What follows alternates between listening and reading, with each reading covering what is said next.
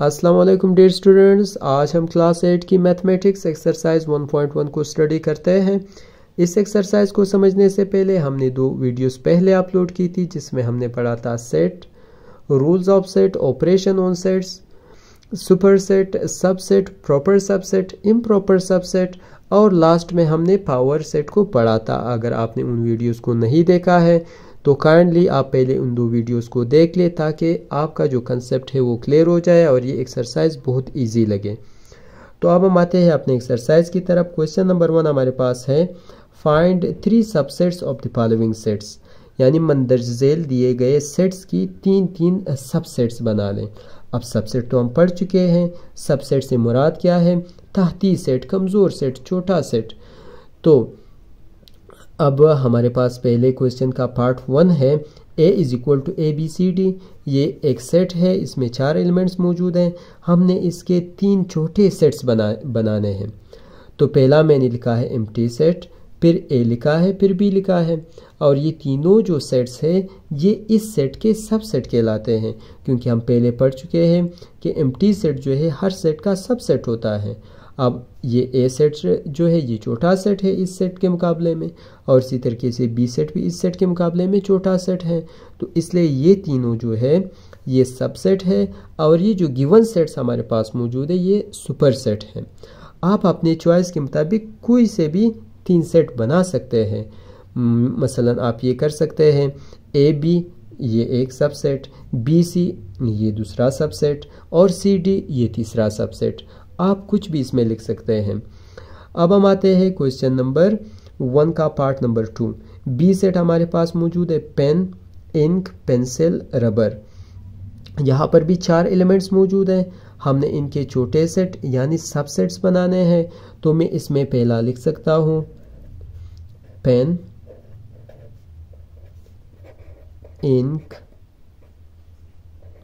ये एक सबसेट है, और दूसरा मैं इसमें लिख सकता हूँ पेन, पेंसिल, और तीसरा मैं सिर्फ इसमें रबर लिख सकता हूँ। तो ये पहला सबसेट है, ये दूसरा सबसेट है, और ये तीसरा सबसेट है। तो आप अपने चॉइस के मुताबिक कोई से भी 3 सबसेट बना सकते हैं। अब हम आते हैं तीसरे की तरफ। तो C सेट हमारे पास मौजूद है, name of months starting with J, यानी साल के वो महीने जिसके नाम जो है वो J से स्टार्ट होते हैं। तो चूंकि ये जो नोटेशन है ये डिस्क्रिप्टिव नोटेशन है, डिस्क्रिप्टिव फॉर्म है, हमने पहले इसको चेंज करना है टेबुलर फॉर्म में। तो वो कौन से 3 महीने हैं जिनके नाम J से स्टार्ट होते हैं? तो आपको मालूम है कि एक जनवरी है, दूसरा जून है, और तीसरा जो है वो जुलाई। ये 3 महीने हैं। तो इन 3 महीनों के हमने सबसेट्स बनाने हैं। तो मैं इसमें इसके सबसेट अगर मैं बनाता हूँ तो मैं इसमें लिख सकता हूँ जनवरी, जून, और तीसरा इसमें लिख सकता हूँ जून, जुलाई। तो ये इसके सबसेट्स हैं। आप इसमें ये भी लिख सकते हैं जनवरी, जून, जुलाई, यानी इन तीनों को भी आप एक सेट के अंदर लिख सकते हैं, वो भी एक सबसेट कहलाएगा।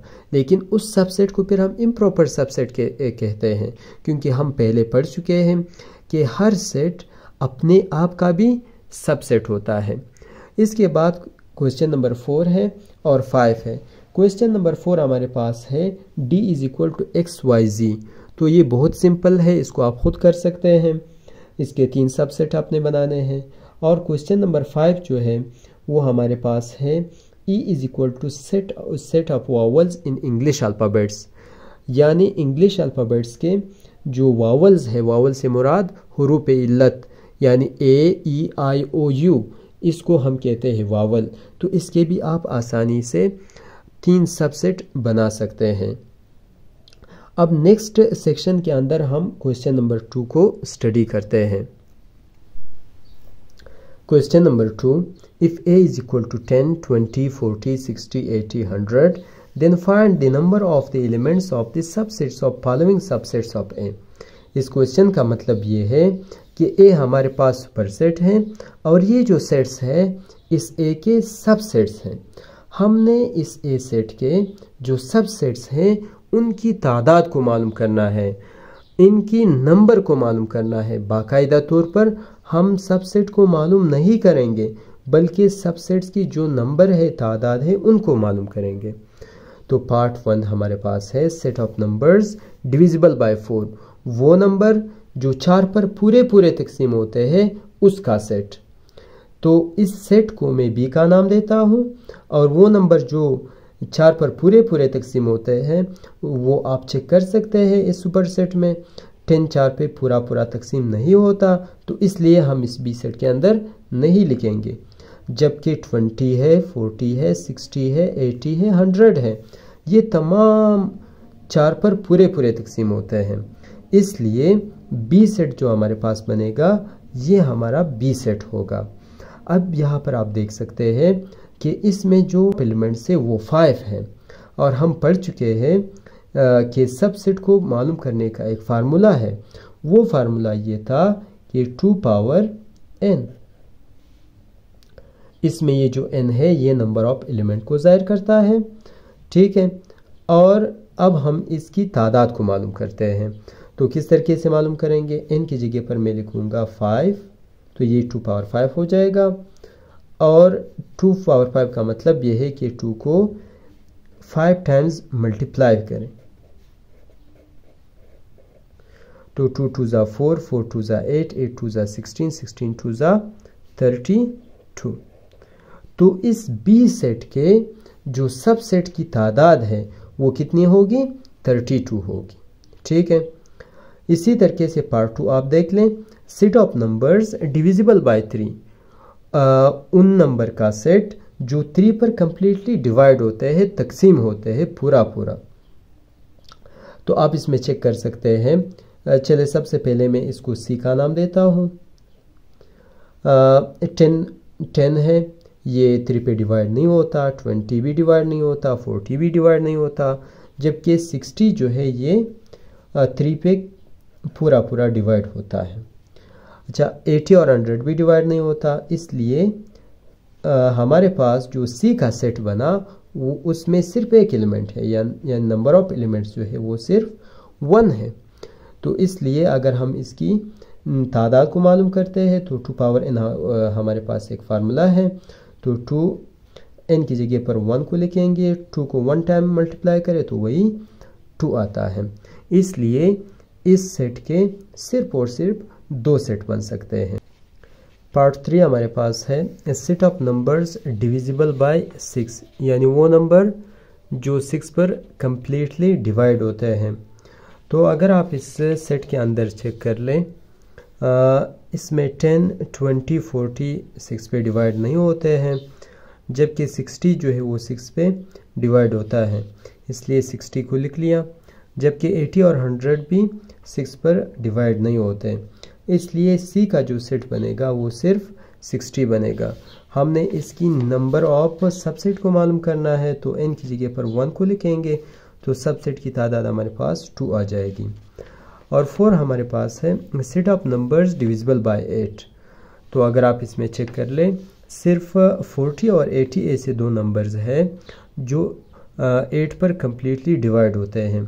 बकाया जितने भी नंबर हैं ये 8 पर डिवाइड नहीं होते, इसलिए हम n की जगह पर 2 लिखेंगे और 2 को 2 से जब मल्टीप्लाई करेंगे तो हमारे पास सबसेट की तादाद 4 आ जाएगी। 5th वन हमारे पास है set of numbers divisible by 12, वो नंबर जो 12 पर कंप्लीटली डिवाइड होते हैं। तो आप अगर यहाँ पे चेक कर लें, सिर्फ 60 एक ऐसा नंबर है जो 12 पर कंप्लीटली डिवाइड होता है, इसलिए n की जगह पर 1 लिखेंगे और हमारे पास सबसेट की तादाद 2 आ जाएगी। अब हम चलते हैं क्वेश्चन नंबर 3 की तरफ। Question number 3, if x is equal to 1, 2, 3, 4, 5, 6, then part A, write any 3 proper subsets of x. यानी x के 3 कोई से भी प्रॉपर सबसेट्स लिख लें। तो आपको मालूम है प्रॉपर सबसेट्स उस सबसेट को कहते हैं जिसमें एलिमेंट गिवन सेट से कम हो। तो हमने 3 प्रॉपर सबसेट बनाने हैं x के। तो सिंपल मैं ये लिख सकता हूँ 1 2, ये एक सेट है। इसी तरीके से 2 3 5 6, ये कोई से 3 प्रॉपर सबसेट है। आप इसके अलावा और भी बना सकते हैं। फर्ज कर ले 1 2 3 एक सेट, 2 3 4 दूसरा सेट, 3 4 5 तीसरा सेट। आपकी अपनी चॉइस है, आप किसी भी तरीके से 3 प्रॉपर सबसेट को बना सकते हैं। और बी पार्ट हमारे पास है right in improper subset of x, यानी हमने x का एक इम्प्रॉपर सबसेट बनाना है। और आपको मालूम है कि इम्प्रॉपर सबसेट गिवन सेट के इक्वल होता है। तो अब जब हम इम्प्रॉपर सबसेट को बनाएंगे तो सिंपल हम इसी सेट को दोबारा लिखेंगे। तो मैं ये लिखूँगा 1 2 3 4 5 एंड 6। तो ये हमारे पास इम्प्रॉपर सबसेट है और ये कोई से 3 प्रॉपर सबसेट्स हैं। ठीक है, अब हम चलते हैं क्वेश्चन नंबर 4 की तरफ। Question number 4, find the power set of the following sets, यानी ये जो मंदरज झेल दिए गए सेट्स हैं इनकी पावर सेट को मालूम करें। तो फर्स्ट पार्ट हमारे पास है a is equal to x y and z। ये 3 एलिमेंट है, इनके हमने पावर सेट को मालूम करना है। तो सबसे पहले हम इनके तमाम पॉसिबल सबसेट को मालूम करेंगे। तो आपको मालूम है सबसे पहले हमारे पास एम्प्टी सेट होता है, फिर हम सिंगलटन सेट को लिखेंगे x y z, फिर उसके बाद 2 एलिमेंट पर मुश्तमिल सेट्स को लिखेंगे x y x z, फिर उसके बाद हम लिखेंगे y z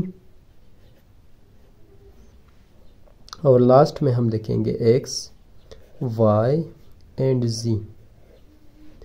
तो ये तो इसके तमाम पॉसिबल सबसेट हुए ए सेट के। असल में तो हमने मालूम करना है पावर सेट को। तो हम ये काम करेंगे, पावर सेट को हम p ऑफ a से ज़ाहिर करते हैं। तो आपने सबसे पहले ये जो इस तमाम पॉसिबल सबसेट है इसको एज इट इज़ लिखना है। x है, y z x y x z y z और लास्ट में एक्स वाई एंड जी को लिखना है। ये तो तमाम वही पॉसिबल सबसेट हमारे पास हो गए। असल में हमने तो पावर सेट को मालूम करना है। तो पावर सेट बहुत ही सिंपल है, आपने इन तमाम सबसेट से एक सेट को बनाना है। तो ये हमारे पास पावर सेट आ जाएगा। तो अगर आप इन्हीं सबसेट्स पर एक करली ब्रैकेट लगाएंगे तो उससे इन सबसेट से एक सेट बनेगा, उसको हम कहते हैं power set. Part 2, b is equal to 1 3 5 7। अब हमने b सेट का पावर सेट मालूम करना है। तो इसके लिए हम सबसे पहले पॉसिबल सबसेट को मालूम करेंगे। और आपको पता है, इसको हम बार बार पढ़ चुके हैं कि पॉसिबल सबसेट को मालूम करने का एक फार्मूला है और वो फार्मूला ये है 2 पावर n। तो यहाँ पर 4 एलिमेंट्स है तो हम 2 पावर 4 लिखेंगे। 2 को जब हम 4 टाइम्स मल्टीप्लाई करेंगे तो हमारे पास आंसर 16 आएगा। तो इसका मतलब ये है कि इसके जो तमाम पॉसिबल सबसेट है उनकी तादाद हमारे पास 16 आ जाएगी। तो अब हम सबसे पहले इनके पॉसिबल सबसेट को मालूम करते हैं। फर्स्ट ऑफ ऑल हमें पता है कि एम्प्टी सेट लिखेंगे, फिर सिंगलटन सेट को लिखेंगे 5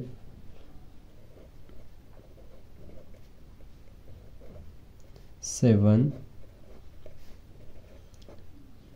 1 3 1 5